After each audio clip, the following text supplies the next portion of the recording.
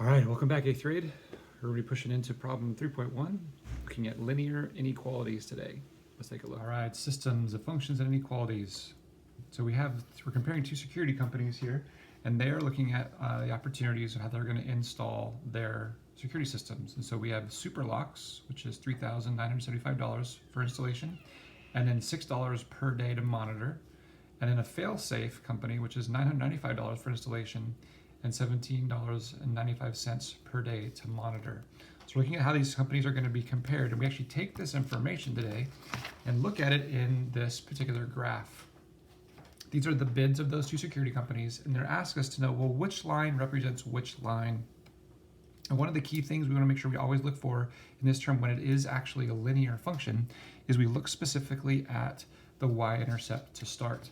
And so I do see back over here that we have an almost $4,000 starting point here, which would be an installation fee or the y-intercept.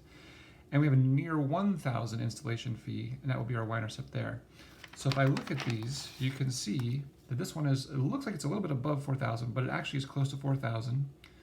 And then we have one that's about 1,000 down here. So I believe, personally at this point, that it looks as though the SuperLocks is going to be pink, and the Failsafe is going to be blue, just like what we see in the pictures here for the red and blue. All right, part A. Use the graph above to estimate the answers to these questions. Explain your reasoning in each case.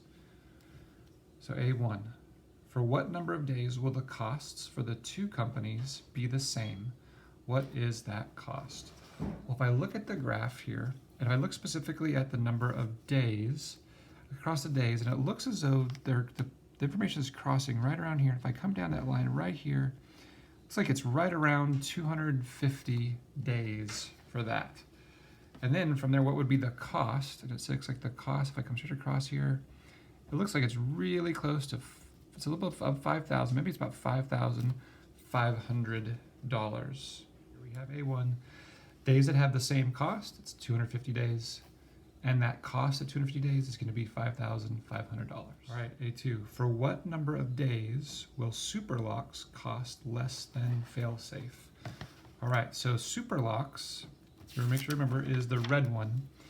And it looks at those at this point, this is where they're the same, but cost is, the SuperLocks is higher here, so that means the cost is higher. But that would mean that for this area, so beyond this point, that it looks like the SuperLock is cheaper. So it looks like any number of days greater than 250 that SuperLocks will be less expensive. Days that are greater than 250 is going to be that SuperLock is less expensive. All right, A3. For what number of days will Failsafe cost less than SuperLocks? Well, Failsafe is the blue one, and it looks like here they're the same. And over here you can see it's much more expensive, so I think it's going to be this side here, and it's going to be anything that's going to be less than that 250 days, that will be less expensive. So here it is. When days are less than 250, Failsafe is less expensive. All right, part B. For each company, write an equation for the cost C for days D here of the security services. So we'll use that information on this previous page here as our y-intercept and our rate. All right, so we're finding cost here. So it looks as though we're going to have that cost is going to be equal to, and that's that slope there, that rate is going to be $6 per day plus the $3,975. And over here for Failsafe, same thing, cost is equal to $17.95 per day plus $995. And the reason why these equations land that way is because this is a linear function, and we know this to be slope-intercept form. Okay. B2. For question A, 1 through 3, write an equation or an equality that you can use to answer each question. So the first part is, what number of days were these companies the same for the day? So let's do that. So they're asking us to know when these companies will be the same cost. And so we do that, we would know that we'd have cost is equal to cost for both of these. So what we'll do is we'll have a 6D plus 3,975 being equal to 1795D plus 995. And so we're gonna go ahead and do this work and solve this equation now. So I'm going to be getting the D's together in the same location. So because this is a larger amount, I'm going to subtract 6D here and subtract 6 D here, but I'll make that set up with those decimals. So D will come down. I've got 5 and 9. Oops, what am I doing? 1195D. Bring down this information here. I need to move this over. So minus 995 minus 995. It's going to be gone. I'm going to have 11.95D is equal to 0, 8. So 2,980 is equal to 11.95D.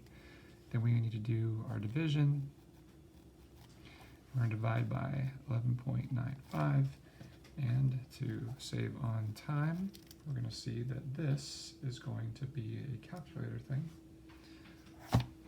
So 2,980 divided by 11.95 equals, and it is that going to be, it's about 249.4. So it's around that part there, almost the 250 like we thought. All right, so now for B2, part 2 up here. For what number of days will superlocks cost less than failsafe? So basically we're taking the exact same equation here, and we're going to be setting it up the exact same way. And so I'm going to keep superlocks over here. That's going to be 60 plus 3,975, and then bring down the 17.95D plus 995. But the question is, when will superlock be less? And superlock is over here, so when will it be less than this one? So we need to put this symbol inside of it, okay? And so what happens is we go back and we do that work. You'll see that we did that exact same thing down. The numbers will be the same work. And we ended up having a D here in that 249.4, but it turns out that this symbol would come down just like that. And it shows that when days are greater than that. Now, this does match up with what we have here, it's just reversed, but you can see that's a much simpler way to do it. So we can also rewrite this around here. So when days are greater than that 249.4, and that is that part there. And same process, for writing equation inequality for part 3, for what number of days will failsafe cost less than superlocks? Well, much like we had before here, this is going to end up being the exact same work, the 60 plus 3,975, and the 17.95D plus 995. This time we want to see when this side will cost less. And when we do that, I have to reverse this direction of the symbol. So we're going to go the other way around. And we come down and that would be the exact same work that we would have before. So we're going to save that time. But that symbol comes down. So you can see that just as we saw before, we can reverse this. That when the days are going to be less than 249.4, that is what we'll get in this case. Okay? All right, on to part C. Solve each equation or inequality by graphing a pair of linear functions. So if I look closely at this, you see 1 has this information, and this is the same set of numbers, but with a different symbol to both the directions, and we'll see how it's going to play out. So when we graph these will be like graphing 2 equations, similarly to how 2 equations are here. But when we graph these guys, they'll end up looking like this with the open or closed circles pointing left or right. And we'll remind ourselves about that when we get there. All right, here we go. C1, 2x plus 1 equals 0.5x plus 4. Well, my x is to be on this side, so I'll do minus 0.5x here, minus 0.5x here. This will cancel. This will be like a 0.2, so it's going to end up being a 1.5x plus 1 equals 4. I'll do minus 1 and minus 1. This will be gone, so I'll have 1.5x is equal to 3. Divide by 1.5, divide by 1.5, and it turns out that we would get that x is equal to 2. All right, now we're asked to graph this, and so let's do that here. So the first thing we're going to have here is y equals 2x plus 1, so we'll go, in this case, to the plus 1 and put our little dot there for the y-intercept, and then slope is going to be up 2, so up 2 over 1, up 2 over 1, up 2 over 1, and that will be our equation there. And we're going to run this through, not just to the top quadrant, we're going to run through it like that. Okay? And our other equation is here, y equals 1/2 x plus 4. So y is going to be 4, so here's 1, 2, 3, 4. So there's that, and then our slope is 1/2, so up 1 over 2, up 1 over 2. And you can see we already are hitting that line there. And we'll draw this line here. And if you recall, our x value was 2. That's where that hits, right there at 2. So in the next case, you can see on C2, we actually have the exact same equation, but we're now changing the inequality. So it's going to be 2x plus 1 is less than 0.5x plus 4. So instead of doing all the work again, we can just bring all this straight down, and now we're going to have an x and a 2, but we're going to have this less than symbol here come in. And when that is graphed, actually, if you recall, what we would do is you would have all this information here on a number line, and we'd have a 0 and a 2. And based on this information, what we would have is we would know, because this is not an or equal to, we would end up having our open circle at 2. And then because the variable's on the left side, it would be going this direction, showing anything less than 2. And the same thing holds true for number 3. We have the exact same equation. We have 2x plus 1 and a 0.5x plus 4, but now the inequality symbol is turned around to show it's a greater than. So we would have the exact same information coming down. We have an x and our 2, and the greater than comes down. So when we graph this on a number line, same process. We're going to have our 0 and a 2, but in this case, we'll have an open circle, and it's going to be pointing to the right. All right, so solving this, we're going to bring the x over. So this is a minus x, so we'll do a plus x here and plus x here. That's going to be gone. This will be a 2x, bring down the minus 2 equals 6. I'll add 2 here and add 2 here. This will end up being 2x is equal to 8.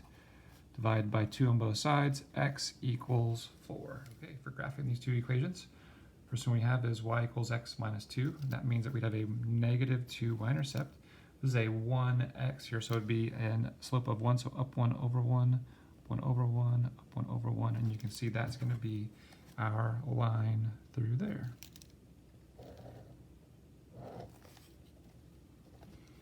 Our other equation has y equals 6 minus x, which really shows a 6 y-intercept and a negative 1 slope.